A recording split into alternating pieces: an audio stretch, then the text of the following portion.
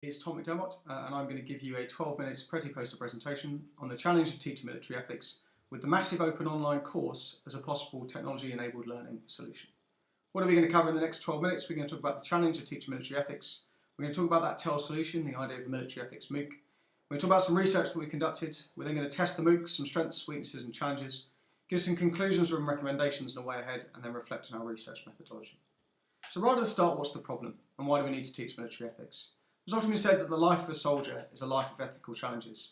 And the sad fact is, despite 2,000 or 3,000 years of human development, atrocities in warfare are almost a given. These are just a small number of examples of atrocities taking place over the last 10-15 years in Iraq and Afghanistan, and you can look them up if you wish.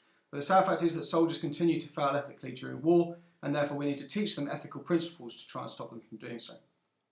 How do we do that currently? Well, we currently do it through a global network of ethical educators. And what you can see from the world that you've got in front of you there is a series of faces, and these are the small network of specific teachers, of military experts, who teach military ethics, mostly in the Western world. You've got David Wettam in the UK, Dean Peter Baker over in the US, we've got Stephen Coleman in Australia, and Peter Alsthorn in the Netherlands as an example. What that leaves are these whole swathes of the world, normally hotspots of conflict, that don't have this network, don't have this tradition of teaching military ethics. So what we need to try and do is we try and get these specialists to access these areas and be able to get these lessons taught to military soldiers within them.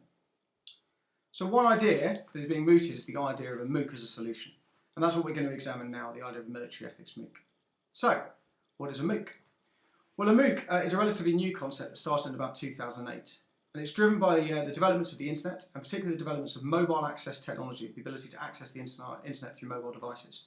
And what MOOCs seek to do is to integrate the connectivity of social networking, the facilitation of an acknowledged expert in the field of study, i.e. a teacher, and then a collection of freely accessible online resources that students can access in order to make learning outcomes. Now what this isn't, is it's not just a simple online course. It's not a direct link between the teacher and the student.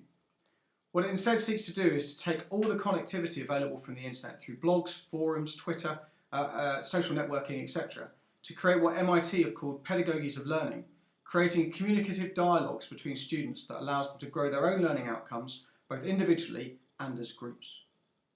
The first MOOC was run in 2008 by the University of Manitoba, and it had over 12,000 enrolments, which is pretty impressive for a new concept.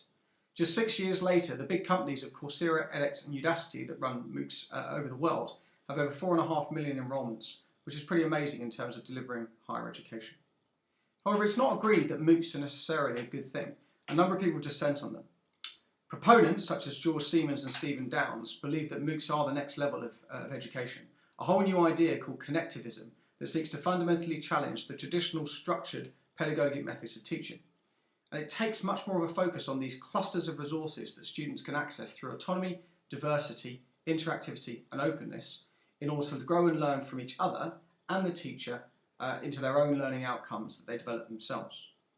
However, others say that the lack of structure and the lack of teacher engagement is just diluting and diffusing the education that follows.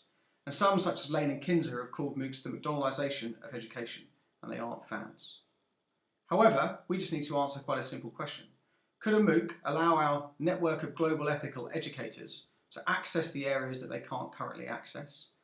And more so, could we create a network that could run across the world, across all these areas, allowing people to learn from each other in terms of developing military ethical principles? So in order to answer this, we've done some research, and we looked at 3 research methodologies to help us. The first one was a pretty simple literature review, always a good start point, and we reviewed between about 15 and 20 documents and books in order to look at the MOOC, and that gave us qualitative and quantitative data that led to the paper that's attached to this presentation. We then did some research interviews. We looked at 3 academics who teach ethics and are trying to develop MOOCs: David Wettam, Dean Baker and Peter Lee. We spoke to a practitioner, Colonel Steve Hart, and then we spoke to an independent and non-military student, Sarah McDermott, who's currently conducting an online course with the University of Law, just to get the idea of what it might be like as an independent to come and look at this. And that gave us a qualitative research base to work from. We then conducted 2 MOOCs. We did one from the ICRC and one from KCL that gave us some first-hand experience of MOOCs. And then we put all those 3 things together to create a pretty developed mind map of what the MOOC is, looking at the design, the delivery, the assessment, IT teaching, and also the teacher engagement. And that gave us our conclusions. So before we move to those conclusions, we'll take a 5-second break just to allow you to absorb what you've seen so far.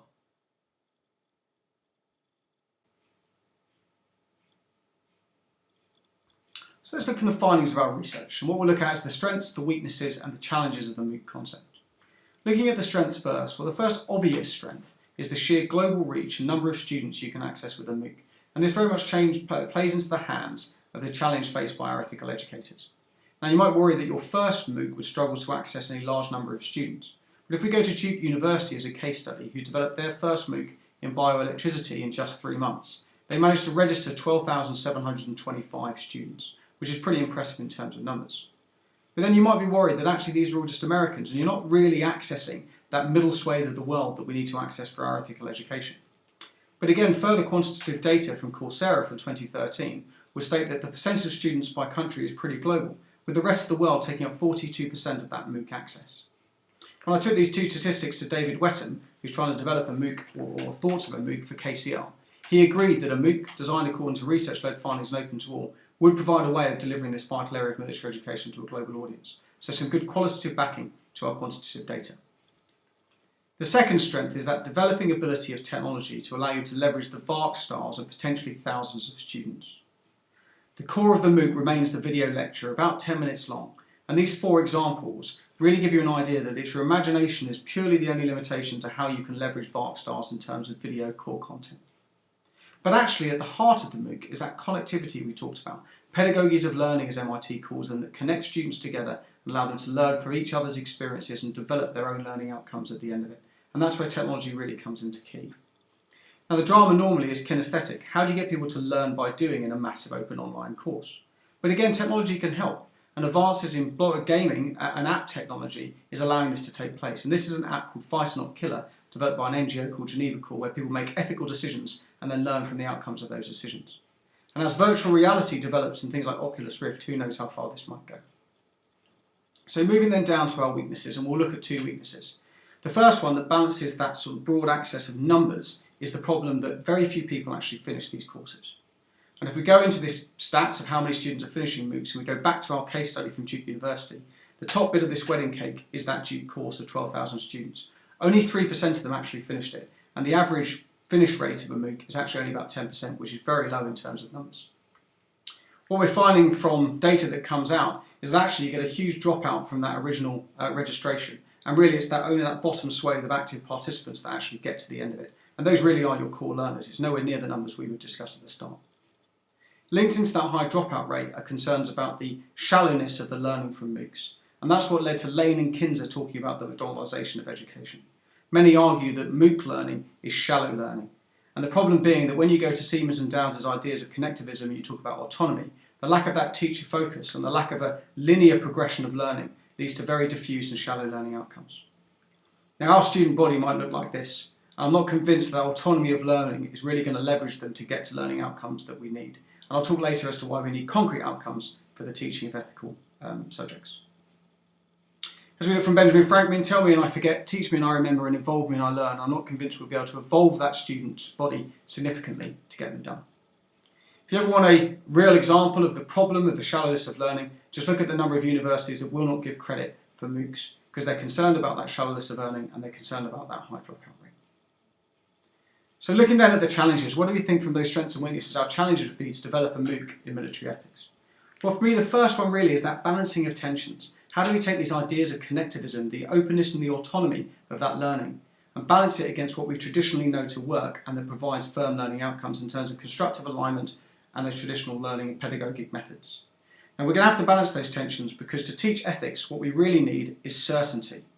For 2 reasons. Firstly, we need to teach complete ethical ideas. If we teach half an education in ethics, it can be very dangerous. And secondly, the institutions and the regions we want to work in are going to need predictable learning outcomes in order to buy into this concept and encourage their students to take part in these courses. And if we offer diffused and vague learning outcomes, they're not going to sign up for it. So I see it very closely that we are going to have to constrain that autonomy and openness and take it on a more linear line. Our second challenge is how do we leverage the learning styles, the VARC learning styles of all these individuals? And even with all the advances of technology, I think we'll have a challenge as how we get past some of the barriers that we're going to face in terms of culture, diplomacy, START standards, language, disabilities, and preconceptions about ethics itself. Finally, how do we assess and how do we certify these courses, which is a big problem in terms of the massive bodies of students you might end up with on these courses. The drama being that if you can't assess properly, you can't certify. And if you can't certify, the value intrinsically of these courses becomes limited. And that involves both getting the institutions, as you can see at the top, involved, but also keeping that student motivation in line in terms of a certificate at the end that stops that dropout rate. So what are my conclusions at the end of this research? Well, I wrote them down.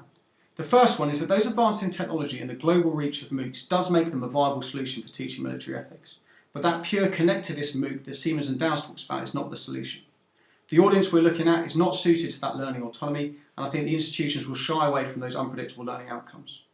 What we should really do is take a more structured, constructively aligned approach that we can adopt to get certainty to those outcomes and get the buy-in of both students and institutions.